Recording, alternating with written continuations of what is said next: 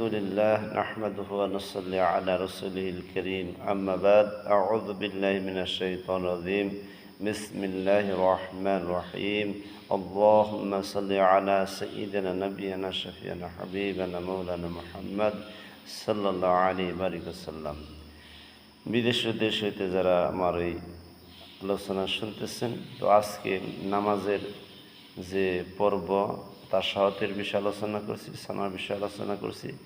আজকে আমরা যারা নামাজ পড়ি, নামাজের মধ্যে গুরুত্বপূর্ণ একটি বিষয় হল নামাজের ভিতরে সূরা ফাতিহা পড়া। প্রত্যেক সুন্নত, ওয়াজিব, নফল এবং ফরজ নামাজের ক্ষেত্রে কী করতে হবে? সূরা ফাতিহা করতে হবে। সেক্ষেত্রে সূরা ফাতিহার গুরুত্ব এতই যে এই সূরাটা যদি আমরা ভালোভাবে না শিখতে পারি, আমরা ভালোভাবে বলতে না পারি, তাহলে অর্থ বিগড়ে যাবে। এই জন্য দেশে বিদেশে যারা আছি, আমরা আজকে সূরা ফাতিহা পড়ার বিষয়টাকে গুরুত্ব দিব। প্রথমে যখন আমরা শুরু করব, নামাজে দাঁড়িয়ে যখন আমরা তাকবীরে তাহরিমা বাঁধবো, তারপরে আমরা কী করব? সানা পড়ব। তারপরে আউযু বিল্লাহি মিনাশ শাইতানির রাজিম বিসমিল্লাহির রহমানির রহিম সূরা ফাতিহা শুরু করব। আমি আপনাদের মাঝে সূরা ফাতিহাটা পড়ার বলতেছি। দেশে বিদেশে যারা আছেন, যারা আমরা সাধারণত স্কুল মাদ্রাসায় যেতে পারে না, বা যারা দাওয়াতে তাবলীগের কাজের সাথে জড়িয়ে আছেন, তাদের সবচেয়ে নামাজের ক্ষেত্রে তাদের গুরুত্বটা সবচেয়ে বেশি। তারা এই নামাজ পড়তে, পবিত্রতা হতে এবং নামাজের যাবতীয় এবং শিক্ষণীয় বিষয়ে তারা এই তাবলীগ জামাতের সাথে শরীক হতে পারলে তারা অনেকাংশেই উপকার হবে।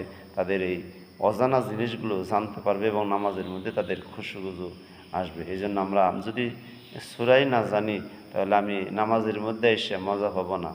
এই জন্য আমি নামাজ পড়তে গেলে অন্ততপক্ষে আমাকে কয়েকটা সূরা জানতে হবে।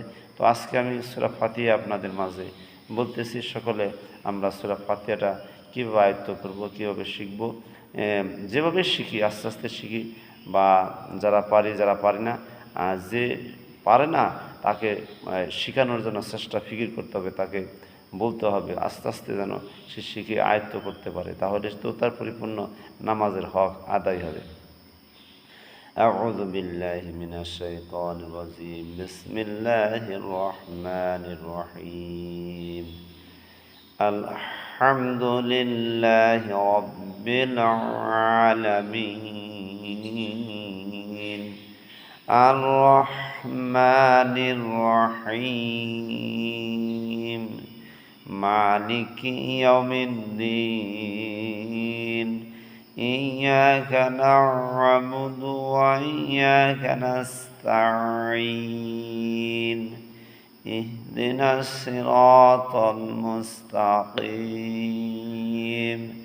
সিরাতাল লাযীনা আন'আমতা আলাইহিম গায়রিল মাগদুবি আলাইহিম ওয়ালাদ-দাল্লিন। এখানে আমরা একটা বিষয় বুঝবো। সূরা ফাতিহার পড়ার সময় আমরা অনেকে এই সূরা ফাতিহা পড়তে গিয়ে আল-হাম, এখানে আল-হাম, হা এবং হা দুই প্রকার, একটা আছে হাই হাওয়াস, একটা হাই হুত্তি। হাটা মাখরাজে চাপা দিয়ে পড়তে হবে, একটু হালকা। আল-হাম এভাবে পড়তে হবে। আল-হাম একটু মাঝখানে আমরা এইভাবে আদায় করব। আলহামদুলিল্লাহি রাব্বিল আলামিন। আইনের যে আমরা যে আইনটা পড়ি, এই আইনটা একটু চাপা হবে, মাঝখানে একটু চাপা দিয়ে পড়তে হবে, তাহলে সে আপনার উচ্চারণটা সঠিক হবে। এই জন্য আমরা যারা সূরা ফাতিহা পড়ি, লিল্লাহি রাব্বিল, এখানে আমরা রাব্বিল যদি কেউ পড়ি, আমরা সারা জীবন যদি রাব্বিল পড়ে থাকি, তাহলে আমার অর্থটা বিগড়ে যেতেছে। আমি আল্লাহর প্রশংসা করতেছি, আলহামদুলিল্লাহি রাব্বিল আলামিন, আমি আল্লাহর আমি প্রশংসা করতেছি জগৎ সময়ের। তাইলে আমি এখানে প্রশংসাটা, অর্থটা অন্যরকম দাঁড়িয়ে যাবে। যার কারণে আমাদেরকে পড়ার বিষয়ে যে আমরা যারা পড়ব, যারা শিখতেছি, তারা আমরা একটা গুরুত্ব দিব। কীভাবে আমরা পড়াটাকে শিখতে পারি। আমি আস্তে আস্তে এই জিনিসটাকে আমি 5 দিন 7 দিন পড়ব। আলহামদুলিল্লাহ রাব্বিল আলামিন। তারপরে আমি যখন পরেরটা পড়বো, আমি 2টা পড়বো বা 3টা পড়বো, আয়াত পড়বো, আমি এভাবে আস্তে আস্তে আর রহমানির রহিম এভাবে আয়ত্ত করব। মালিকি ইয়াউমিদ্দিন আমি 3টা বা 2টা করে আয়ত্ত করতে পারলে এখানে যেমন আর রহমানির রহিম এক আলিফ টান আছে, যে জায়গায় এক আলিফ টান দিব, যেখানে 3 আলিফ টান আছে সেখানে 3 আলিফ টান দিব। 3 আলিফের চাইতে একটু বেশি গেলেও আপনার সমস্যা নাই, অসুবিধা, কিন্তু 3 আলিফের কম যেন না হয়। যেমন মালিকি ইয়াউমিদ্দিন এখানে আপনি একটু টানতে হবে, 3 আলিফ পরিমাণ টানতে হবে। যদি কেউ ছেড়ে দিল তাহলে তার তো অর্থ বিগড়ে যাবে। এই জন্য আমরা সূরা ফাতিহাটাকে সুন্দরভাবে আমরা আদায় করি। আমি আবারও বলতেছি, ভেঙে ভেঙে বলতেছি, যে এভাবে আমরা শিখবো ইনশাআল্লাহ। আলহামদুলিল্লাহি রাব্বিল আলামিন আর রহমানির রহিম মালিকি ইয়াউমিদ্দিন ইয়্যাকা না'বুদু ওয়া ইয়্যাকা নাস্তাঈন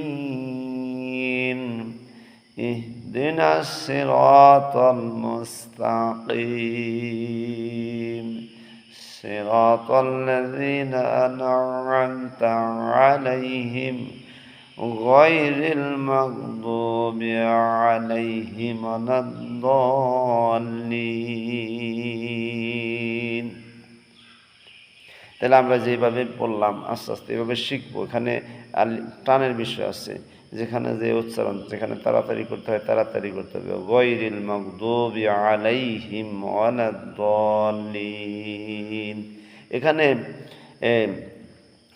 এই গয়রিল এখানে তাড়াতাড়ি বলতে হবে, আমরা এখানে অবস্থান করব না। কোনো কোনো ক্ষেত্রে অবস্থান যেখানে গুন্না আছে সেখানে গুন্না করতে হবে, যেখানে একালি টান আছে সেখানে টান দিতে হবে।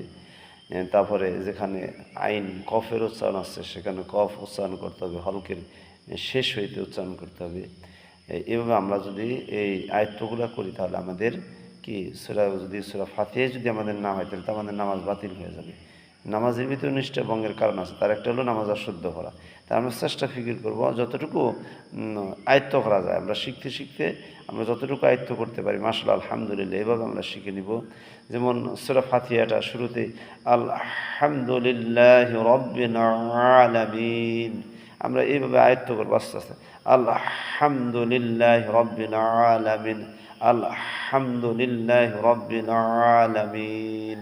আল্লাহ আমাদেরকে তৌফিক দান করুক শেখার জন্য, আমরা যেন এভাবে শিখতে পারি। এভাবে শিখে যেন আমার নামাজের মধ্যে খুশু আসতে পারে, সেই তৌফিক যেন আল্লাহ আমাদের মাঝে দান করে বলে আমিন। আসসালামু আলাইকুম।